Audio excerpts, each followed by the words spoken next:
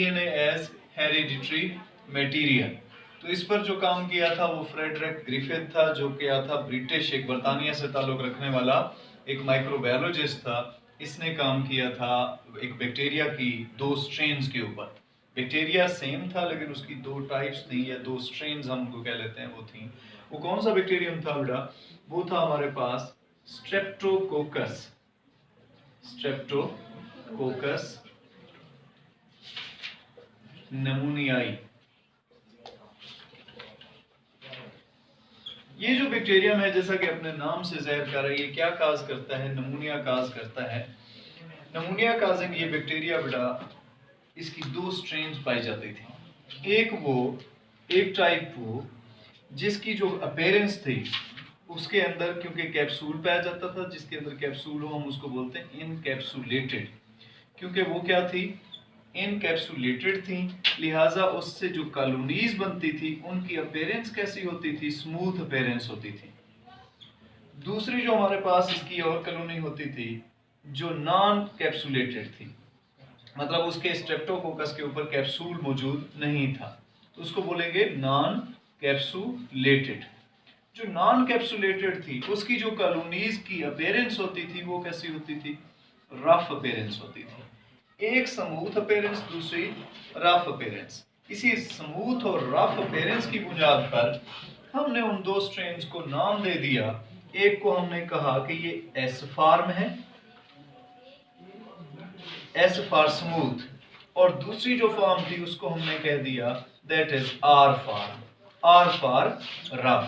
यूं ये 2 स्ट्रेन्स उसकी थी, सिर्फ अपनी बाहर की स्मूथनेस और रफनेस की बुनियाद पर उनकी 2 टाइप्स थी, एस फॉर्म और आर फॉर्म।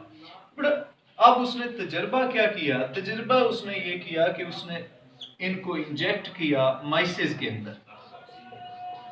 माइस के ऊपर क्या किया? तजर्बा किया। उस तजर्बे की जो डायग्राम्स अगर हम बनाते हैं, हम कहते हैं कि लिविंग या लाइव एस फॉर्म, मतलब जिंदा जो एस फॉर्म बैक्टीरिया थे उसने उनका इंजेक्शन बनाया और उस इंजेक्शन को क्या कर दिया? इंजेक्शन को इंजेक्ट कर दिया। ये हम 2-4 इंजेक्शन बना लेते हैं बेटा इस तरह से। ये उसने इंजेक्शन जो है एक एस फॉर्म, उसको लगाया, किसके अंदर लगा दिया? ये माइस के अंदर। चूहे को हम बड़ा आसान तरीके से बनाते हैं, इस तरह से बना के यूं कर लें सिंपली, ये चूहा हमारे पास तैयार है। अब उस चूहे के अंदर उसने इंजेक्शन लगाया जो लाइव एस फॉर्म थे, मतलब जिंदा एस फॉर्म बैक्टीरिया, उनको लगाया। तो इसकी वजह से ज्यादातर जो ये माइस थे उनको इन्फेक्शन हो गया। उस इन्फेक्शन की वजह से वो मर गए। अब मरे हुए को हम कैसे दिखाएं? तो उसको हमारे पास और तरीका है जी, उसको हम उल्टा दिखा देते हैं। अब उसको उल्टा कर दिया तो इसका मतलब है कि वो क्या है? डेड है।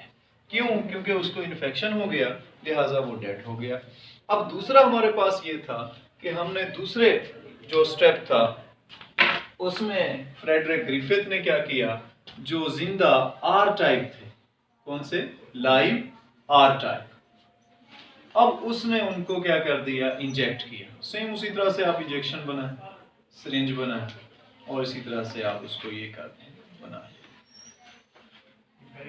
ये क्योंकि उस्ताद जब बनाता है बोर्ड के ऊपर तो वो छोटे बड़े इंजेक्शन हो सकते हैं, सो इस पर आप लोगों ने वो नहीं निकाल लेना नुक्स कि जी ये उस्ताद साहब ये आपने क्या कर दी। तो चूहे भी बड़े छोटे हो सकते हैं, तो इस पर भी प्रॉब्लम नहीं आनी चाहिए। ये देख लीजिए, जब ये जो लाइव आर टाइप थे वो इंजेक्ट किए उसके अंदर, तो उसकी वजह से चूहों को कोई ख़ास इन्फेक्शन नहीं हुआ, लिहाजा वो क्या रहे? वो ऑलमोस्ट जिंदा ही रहे। क्योंकि वो जिंदा रहे इसलिए आप लोगों ने नीचे क्या लिख देना है? अलाइव, कि वो जिंदा है। हाँ, इसकी टांगें भी बन। अब उसने नेक्स्ट जो तजर्बा किया, नेक्स्ट क्या किया? उसने इस स्ट्रेप्टोकोकस नमूनियाई जो बैक्टीरिया थे इनका इंजेक्शन फ्रेडरिक ग्रिफिथ ने क्या किया? उसने भरा। अब उसमें उसने जो डेड एस टाइप थे, डेड एस टाइप, ये तो एस टाइप मतलब एस फॉर्म स्मूथ कॉलोनीज वाले, लेकिन थे कौन से वाले, डेड। कैसे डेड किया मैं आपको समझाता हूं। उसने इंजेक्शन भरा, उस इंजेक्शन को क्या कर दिया, उसने उस इंजेक्शन के ऊपर एक्स रेज को गुजारा। समझ लीजिए कि ये क्या गुजारी जा रही हैं, एक्स रेजेस गुजारी जा रही हैं।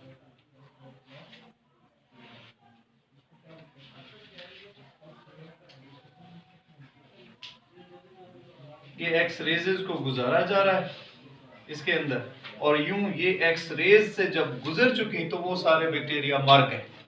एक्स रेज आप लोगों ने पढ़े हुए थे कि ये रेडिएशन जो होती हैं ऑक्सीडाइज कर देती हैं, मार देती हैं ये भी, लिहाजा इन्होंने मार दिया। तो इसको बोलेंगे हीट किल्ड एस टाइप या बोलेंगे डेड एस टाइप।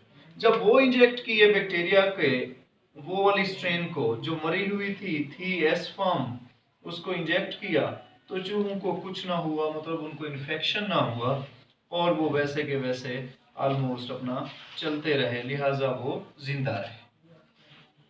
तो उसके में भी हम लिखेंगे वो भी अलाइव रहे।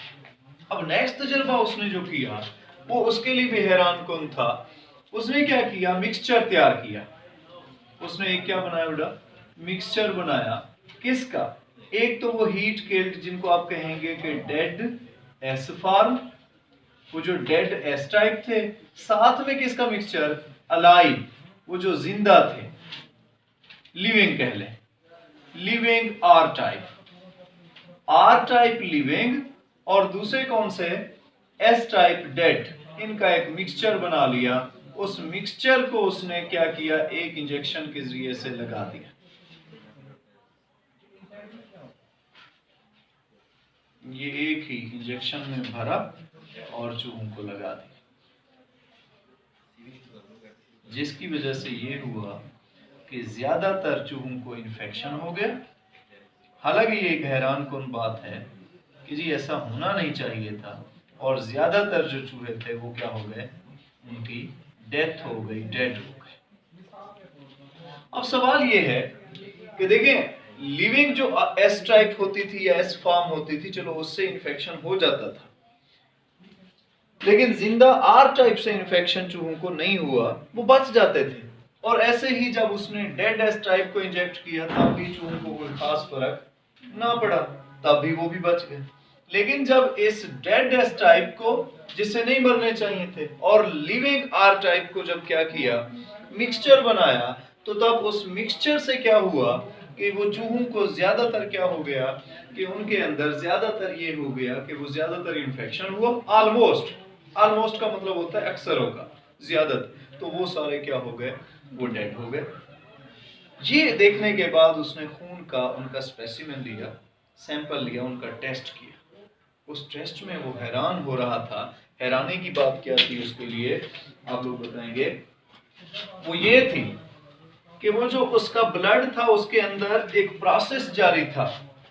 कौन सा प्रोसेस, कि वो जो आर टाइप थे,